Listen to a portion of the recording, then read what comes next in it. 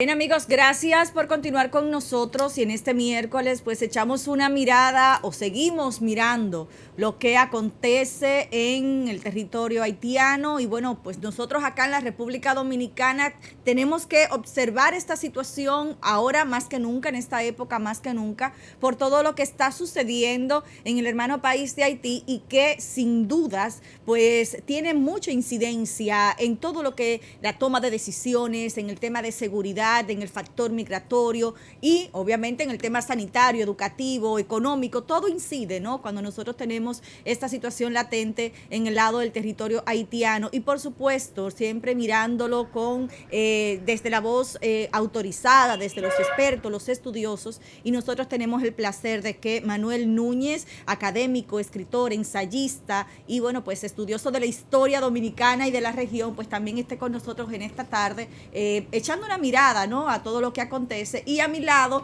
uno también de la casa, Diego Girón, que con quien también estaremos observando todo lo que acontece en Haití a la luz de la comunidad internacional y la incidencia, por supuesto, en la República Dominicana y sus posturas. Manuel, muchísimas gracias por responder a nuestra llamada. Encantada de verle después de mucho tiempo, ¿no? Hace un tiempito ya. Un poquito. Gracias por estar con nosotros. Señor Garrido, continúa con nosotros por la vía remota. Saludos, profesor. Un gusto tenerle con nosotros acá en nuestro espacio. Ciertamente el tema haitiano es un tema que a nosotros en New Horizons nos ha preocupado desde nuestros inicios, desde la primera transmisión. Venimos hablando de esa situación porque la República Dominicana tiene una condición singular. O sea, somos la única nación en el mundo que siendo una isla comparte con otro país. Irlanda del Norte es un territorio del Reino Unido, de Inglaterra, o conforma parte del Reino Unido, pero no es una nación individual. Y hay naciones que tienen particularidades, como quizá Eritrea, en Etiopía y cosas de ese tipo. Pero la situación dominicana y la haitiana son singulares. Son aún más singulares porque el territorio que ocupamos es bastante pequeño para la densidad poblacional que ya hoy se tiene. Ambas naciones superan los 10 millones de habitantes. En ninguna de las dos se tienen cifras exactas porque los censos son escasos. En el caso haitiano la estadística es todavía peor. Y República Dominicana, o mejor dicho, la isla de la Hispaniola, es la isla con menos acceso a agua potable o el territorio con menos acceso a agua potable de todo el hemisferio americano. Por tanto, para nosotros lo que sucede en Haití es de trascendental importancia. Y quisimos y agradecemos muchísimo su visita en el día de hoy como historiador para que pongamos en perspectiva la crisis actual que tiene Haití frente a las anteriores y qué puede la República Dominicana hacer. Nosotros tenemos una visión muy particular sobre cómo puede República Dominicana participar de cualquier esquema que se quisiera implementar para desarrollar Haití, para mejorar la situación haitiana y para sacar a Haití de la situación actual, pero queremos la voz experta suya y obviamente, sin lugar a dudas, que yo no voy a decir que las opiniones, porque el profesor Girón es escaso de opiniones, pero es muy amplio en términos de brindarnos a nosotros informaciones para que nosotros nos hagamos nuestra propia opinión. Sí. Bueno, yo creo que la situación haitiana en el continente es singular y la República Dominicana es el único país del continente que corre el riesgo de volver a un estadio anterior al de su propia independencia. Es decir, ningún país del hemisferio corre el riesgo de volver hacia atrás. En el caso nuestro, una simple desagregación de poblaciones podría borrar los resultados históricos de nuestra propia independencia de 1844, que fue precisamente de Haití. Después de 12 años de guerra plena contra un enemigo avieso y hostil que no temperaba a nuestra libertad, guerra que incluso llevó en algún momento a los patricios que nos dieron la independencia a dudar de la posibilidad de que la República Dominicana pudiera sobrevivir. Y en ese momento uno de los jefes de la guerra, como fue el general Pedro Santana, anexionó el territorio nacional a España, pensando que era una forma de evitar que cayera en manos de las ambiciones haitianas, que habían sido repelidas con la sangre en la cintura por parte de los patriotas nacionales. Esa fue, digamos, la primera relación, fue la relación de independencia. La segunda relación con Haití es la relación de la lucha por la definición del territorio del Estado Dominicano. En todo el siglo XIX hubo problemas de definición fronteriza. La República Dominicana heredó las fronteras de Aranjuez de 1777, igualmente Haití, que tenía la colonia de Saint-Domingue, que era la colonia francesa de Saint-Domingue. Ellos no le cambiaron el nombre de la isla, le pusieron Saint-Domingue porque el nombre de la isla es Isla de Santo Domingo. Lo fue durante los primeros años del siglo XVI y últimos del siglo XV hasta el día de hoy. Y los franceses fundaron allí la colonia de Saint-Domingue.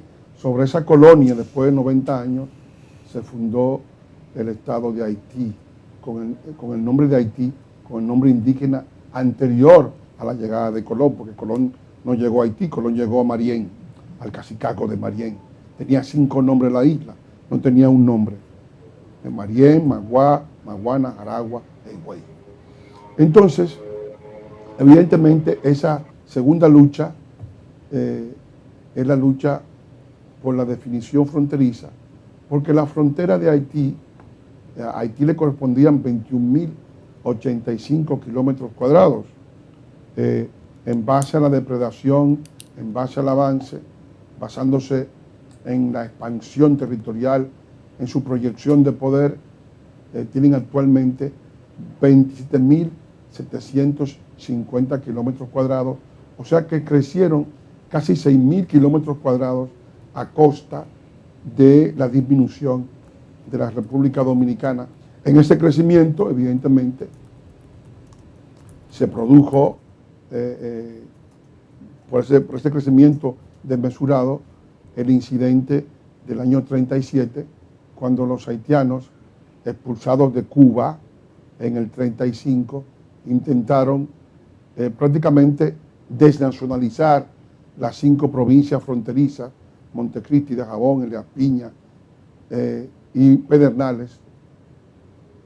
Y ese fenómeno de expansión produjo los incidentes que se conocen como el desalojo o el corte, que es la matanza de 1937. Después de ese fenómeno se deslindó la frontera definitiva con Haití y se solventó el problema fronterizo. En esa frontera la República Dominicana, en lugar de tener 55.000 kilómetros cuadrados, terminó con apenas 48.448 kilómetros cuadrados. Perdimos una porción importante del territorio en esa expansión. Pero luego viene un tercer problema, que es el que vivimos actualmente. Una tercera etapa, que es la etapa de la convivencia. Y en la convivencia, Haití se ha destacado por ser un país inviable, que expulsa población masiva. Es un país que tiene menos de un 1% de capa boscosa y se está deforestando a un ritmo de un 4% anual. No tiene riqueza apreciable, tiene liderazgo del desempleo 70%, liderazgo del analfabetismo o iletrismo 60% de su población, liderazgo de todas las enfermedades que se transmiten por vectores y por los insectos, por el agua o por los animales. Entre ellas también está el liderazgo del SIDA, el liderazgo de la malaria, el liderazgo de las hepatitis diversas que hay, liderazgo del cólera. No tiene sistema sanitario para contrarrestar las terribles enfermedades que se abaten en su población. tiene además, digamos, no tiene un polo de autoridad. En los últimos 18 años ha habido 14 años de intervención de la MINUSTAH, de la ONU, y 3 años adicionales de intervención de los Estados Unidos. Es decir, que el país ha tenido en los últimos 20 años 2 misiones internacionales tratando de solventar los problemas que ellos mismos son incapaces de resolver por su propia cuenta.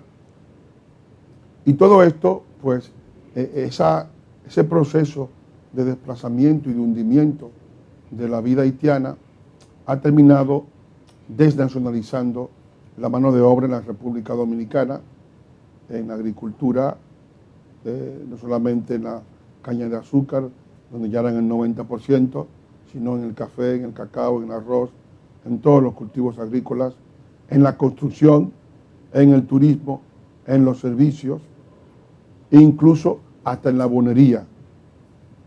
Estos desplazamientos masivos han terminado hurtándole a los dominicanos el acceso a la educación. En muchos casos se han introducido masivamente en las escuelas, masivamente en los hospitales, sobre todo en el sistema subsidiado, que prácticamente los dominicanos más pobres están privados porque encuentran que las camas están ocupadas, las maternidades están ocupadas masivamente, los centros infantiles están ocupados.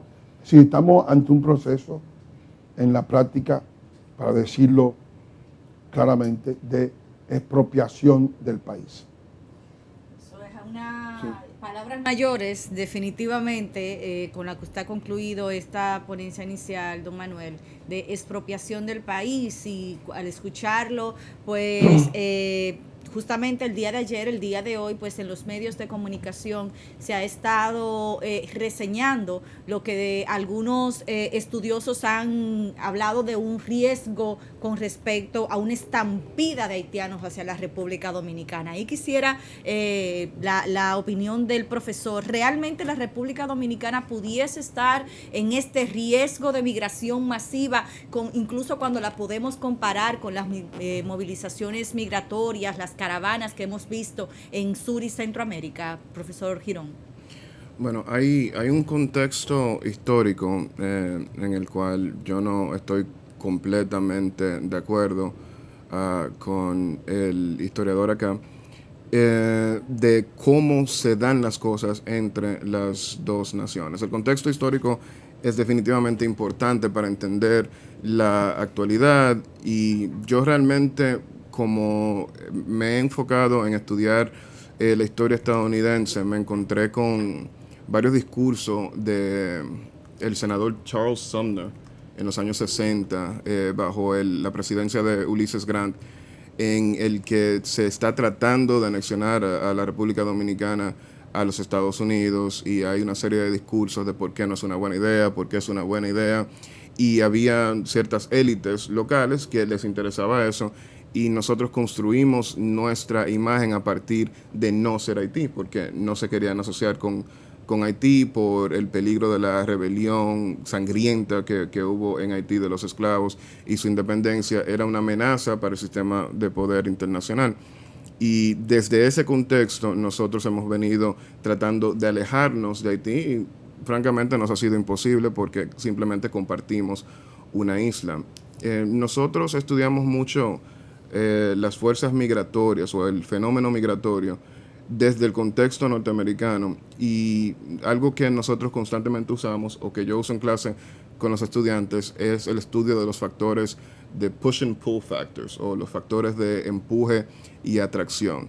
La migración se da por 2 razones. Se da por condiciones que en tu propia nación te empujan hacia afuera porque tú no sientes que puedes progresar o que puedes obtener cierto nivel dentro de tu país, y eso te hace querer irte, y los factores de atracción, que son los que hacen que otra nación sea atractiva. Yo creo que en el caso de República Dominicana, Haití, hay muy poco que nosotros podamos hacer desde para tratar con el factor de empuje, porque nosotros no tenemos el poder monetario, ni físico, ni militar para tratar de mejorar las condiciones en Haití. Es algo que simplemente no está en nuestro poder y que la comunidad internacional francamente se ha desentendido de eso, por lo que ese factor no es algo que nosotros podemos combatir. Sin embargo, el factor de atracción, de qué es lo que atrae a los haitianos acá, no es algo que nosotros podamos del todo manejar, pero sí es en el que podemos tener un poquito más de incidencia. Mi incidencia, ¿por qué? Hay un factor de atracción que es simplemente la cercanía geográfica. O sea, nosotros somos el país al que Haití tiene más fácil acceso. Sin embargo, a pesar de eso, hay miles de haitianos que se van hacia Chile, que se van hacia Centroamérica y que tratan de cruzar hacia Estados Unidos por la frontera con México. Ahí andan unas fotos que francamente son horribles de Rangers de Texas acorralando haitianos con cuerdas y con sogas que en el imaginario americano recuerdan mucho a la época después de la Guerra Civil. Entonces, los factores que nosotros podemos controlar es lo que hace que nosotros seamos más atractivos. La geografía no lo podemos cambiar, no podemos físicamente movernos más lejos de Haití. Pero, ¿qué es lo que hace que los haitianos vengan aquí? Nosotros ofrecemos plazas de empleos fácil, nosotros le pagamos mejores sueldos y creo que hay cierta responsabilidad porque los beneficios que trae la migración haitiana son beneficios que se manejan de manera privada. Los grandes constructores, los grandes agricultores se benefician de la mano de obra haitiana. Sin embargo, el coste, el precio que se paga por la migración haitiana, dado en los servicios de salud que se le ofrecen en nuestros hospitales, en los servicios de educación que se le ofrecen en nuestras escuelas, el sector público tiene que pagarlo. O sea que lo que produce el haitiano inmigrante se queda en manos del que lo contrata por lo que se ahorra en mano de obra. Sin embargo, el costo de traerlo acá pasa a todos nosotros. Entonces, yo creo que si nosotros logramos controlar por lo menos esos factores de atracción a los que sí tenemos acceso, nosotros podemos evitar que continúen. Bueno, ahí está la imagen de la que hablaba. Nosotros podemos evitar la migración masiva. Ahora, la migración de por sí es un fenómeno humano. Desde que hay historia de humanidad, hay historia de migración, y todo el que quiere progresar se mueve hacia mejores tierras, y eso es algo inevitable. Nosotros lo que podemos es tratar de que nuestra tierra sea menos atractiva para estos inmigrantes, penalizando a los que se lucran de las mieles de su labor. Definitivamente un factor, un fenómeno digno de estudio. Y por ejemplo, cuando vemos a una República Dominicana tratando de regular ese ingreso a través de un muro en sus fronteras, y del lado haitiano pues también se plantea, bueno, si República Dominicana tiene derecho al muro, pues nosotros tendríamos derecho a poder desviar el río Masacre para la obtención del agua, como usted bien planteaba, señor Garrido. O sea, realmente el tema va mucho más allá de la migración. Antes de volver con el doctor Manuel. Señor Garrido. Parece que ha salido sí, de la conexión. Pues en efecto, Manuel, nosotros vemos esta realidad, que una cosa es la situación migratoria, que sin duda carga el presupuesto nacional, como bien esbozaba el profesor Girón, pero la situación haitiana va mucho más allá, va desde un factor educativo, desde un factor sanitario, desde un factor de seguridad ciudadana, ¿no? Sí, sí. Es una situación que afecta a todo lo que sería nuestras posibilidades de desarrollo. Viendo esa fotografía, me doy cuenta de algo que se utiliza y que el profesor Girón evocó, que es la imagen. En gran medida los haitianos viven del victimismo y emplean el victimismo muy bien. ¿Qué ocurrió? Generalizando, doctor. Sí. Hablando de todos. No. Los haitianos, quiero decir, es tan general, uno tiene que generalizar, luego hay que particularizar por los que no lo emplean, ¿entiendes? No por los que los emplean, que son mucha gente, ¿no? Es decir, en la frontera estadounidense había dos grupos, había 30.000 haitianos de un lado y había 30.000 centroamericanos de Honduras que llegaron en la Bestia, el famoso tren que llega desde Guatemala hasta esa frontera llamada la Bestia, ¿no? Y estaban todos aparcados allí en la frontera. Cuando se colocan los guardias, los Border Patrol, del que habló Sor Girón, en la frontera, nadie pasa. Todo el mundo sabe que no se puede pasar, que está prohibido pasar. Los haitianos estaban desesperados por pasar. Pero los haitianos calcularon, bueno, somos 30.000. Si matan a 80 de nosotros, vamos a pasar todos. Porque los Estados Unidos no soportan 80 muertos. No los soportan. Y de hecho, no los resisten. 80 muertos, Biden se ve obligado con CNN, con TNT, con todas esas televisoras colocadas ahí, y el caucus negro, los senadores, que ahí hay un problema racial en Estados Unidos muy agudo, histórico, ¿no? De ellos, no con el resto de América, sino entre ellos mismos. Pues evidentemente este tema podía ser utilizado para quebrar la frontera americana y que con los 80 muertos que iban ellos a poner, iban a entrar 30.000, ¿no? Detrás. Porque iban a implantar lo que yo he llamado la dictadura del débil. Uso mi debilidad como una fuerza para imponerme e imponer mi voluntad al otro, ¿no? Eso hubiera sido posible, pero los Estados Unidos estaban preparados. No usaron armas de fuego. Esos haitianos estaban desafiando la autoridad. Desafiando la autoridad y querían ver sangre de ellos mismos, ¿no? Para poder entonces justificar el vituperio al otro. Tú no tienes derecho a hacer eso. Tú no tienes derecho a tu país. En tu país mando yo porque soy pobre. Impongo la dictadura del débil. Es así, claro. Aquí hubo un momento en que estuvo a punto de producirse el fenómeno más terrible en el caso dominicano, que lo provocó un jesuita. Saben que los jesuitas están en el servicio de estas migraciones, llamado el padre Regino Martínez.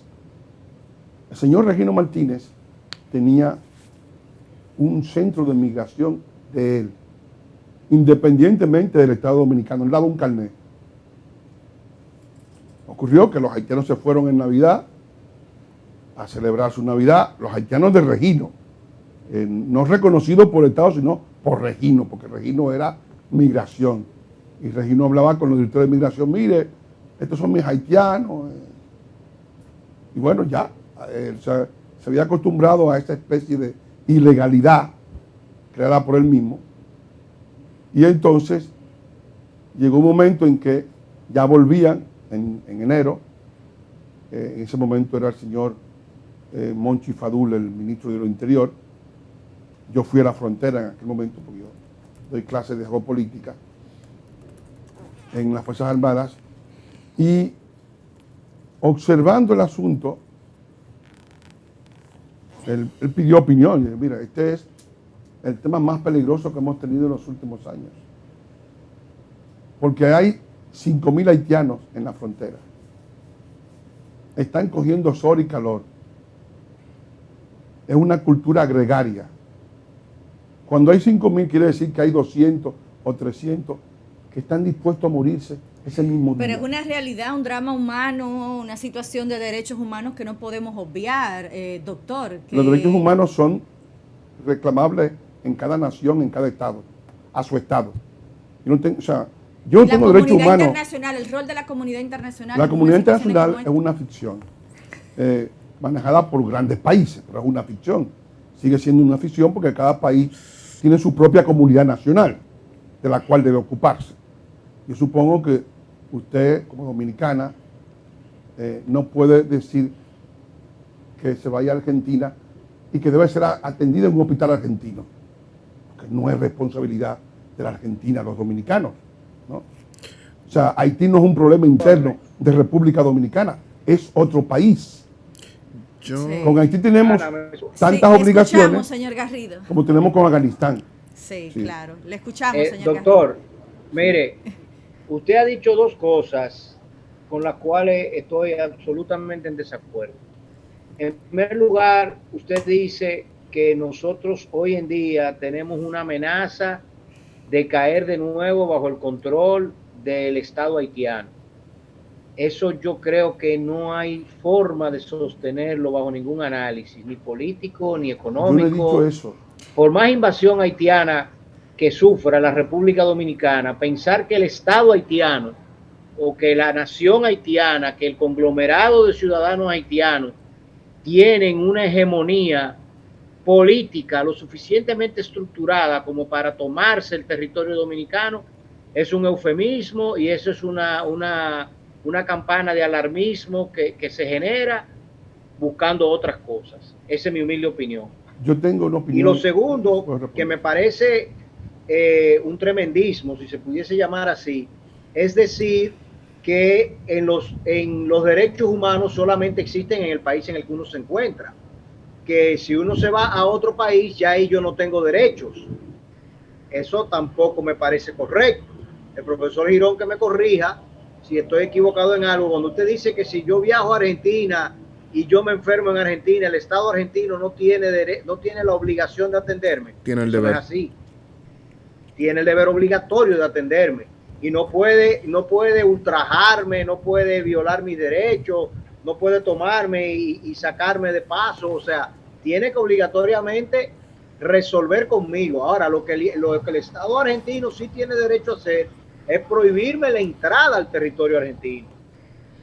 Pero una vez yo estoy en territorio argentino, el Estado argentino tiene que tratarme a mí como un ser humano y obligatoriamente tiene que resolver conmigo. El profesor Girón quería expresar algo. Bueno, yo creo que hay como un fenómeno, y es un fenómeno global, y nosotros importamos el problema e importamos también la solución. Hay mucho apogeo ahora de negritud y de todo céntrico al África, y eso es algo que, hay que decirlo, es una importación. Y dicho sea de paso, tengo que hacer la salvedad, porque por si acaso me ven por ahí algunos de mis profesores, yo soy educado por jesuitas.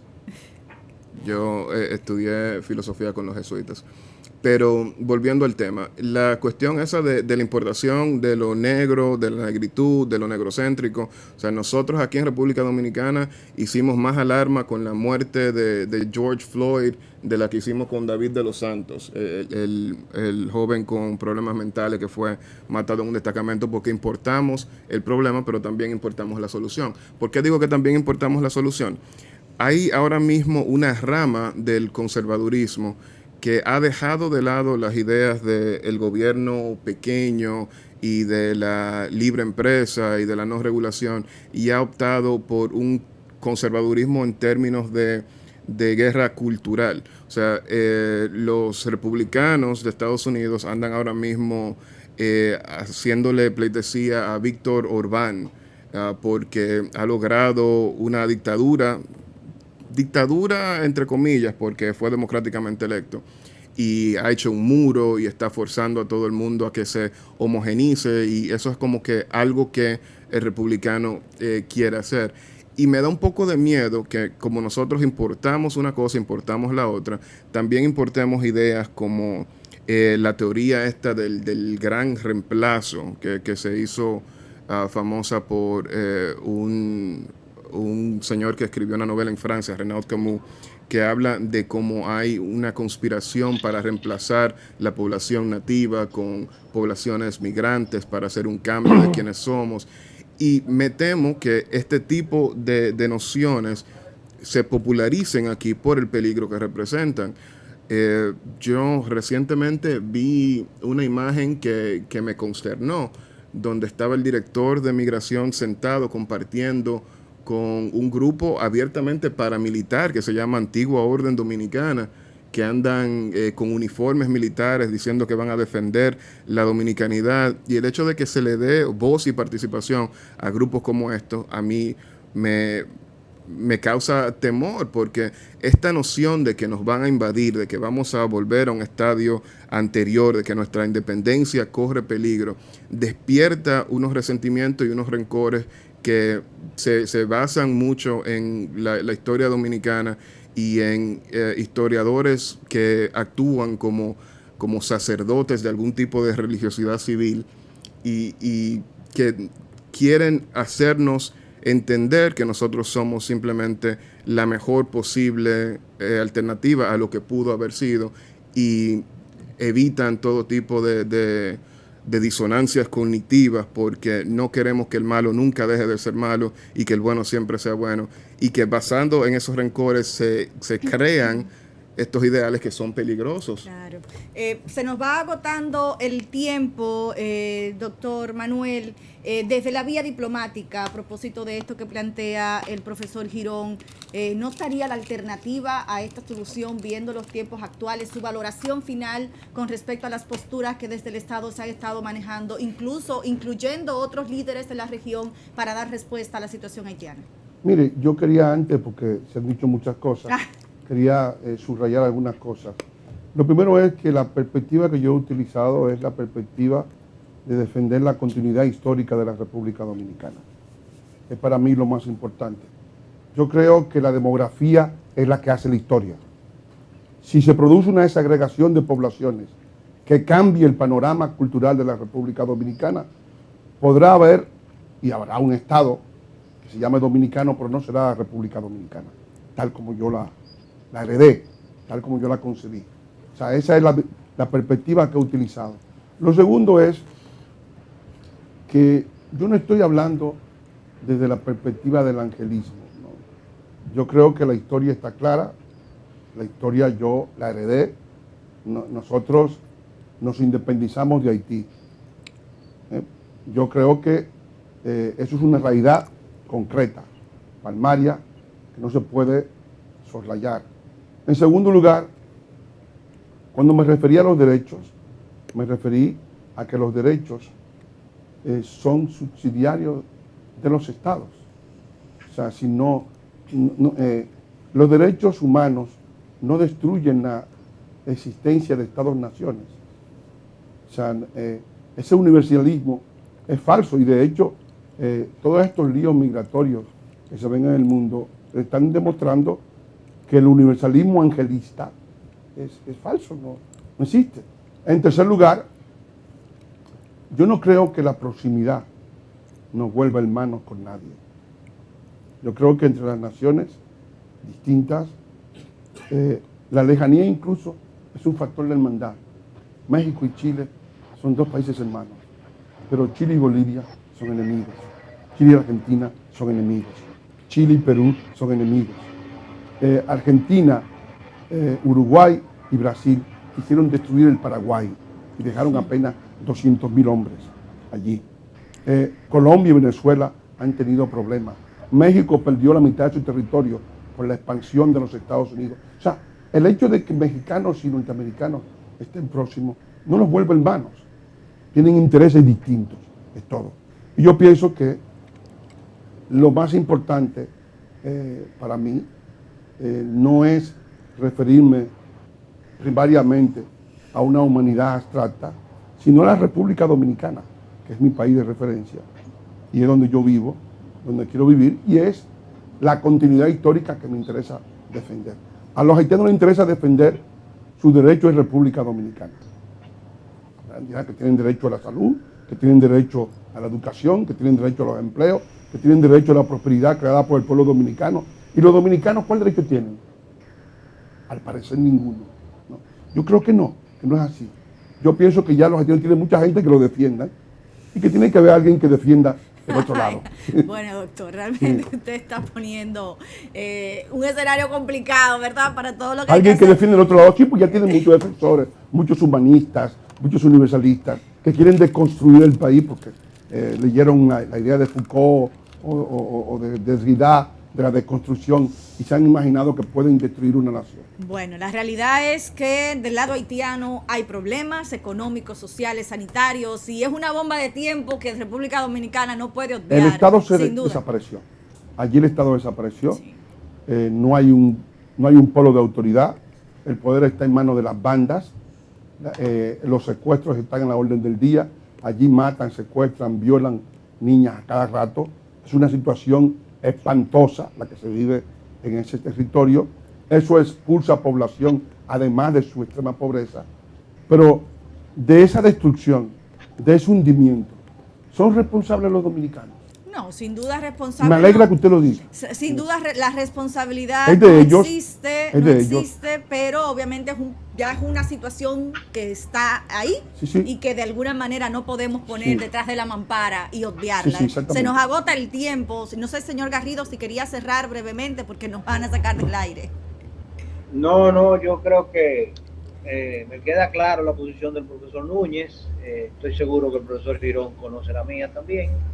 Y bueno, una parte del público nuestros televidentes, supongo que también ya comparten o conocen a plenitud nuestras preocupaciones y lo que queremos llevar. Claro. Es un tema que seguiremos debatiendo y bueno conocer la opinión de una parte y de cómo esa parte entiende y valora, digamos, la situación en la que estamos, y ciertamente todos los dominicanos vamos a defender la dominicanidad y la posición dominicana. Lo que pasa es que para ello no necesariamente tenemos que tomar una posición ni de víctima, ni de aceptar víctimas del lado haitiano, pero tampoco entender que nosotros no somos copartícipes de lo bueno y de lo malo que le sucede a Haití, porque en definitiva lo somos, porque a nosotros nos afecta y nos preocupa. Así y dejémoslo mismo de ese tema.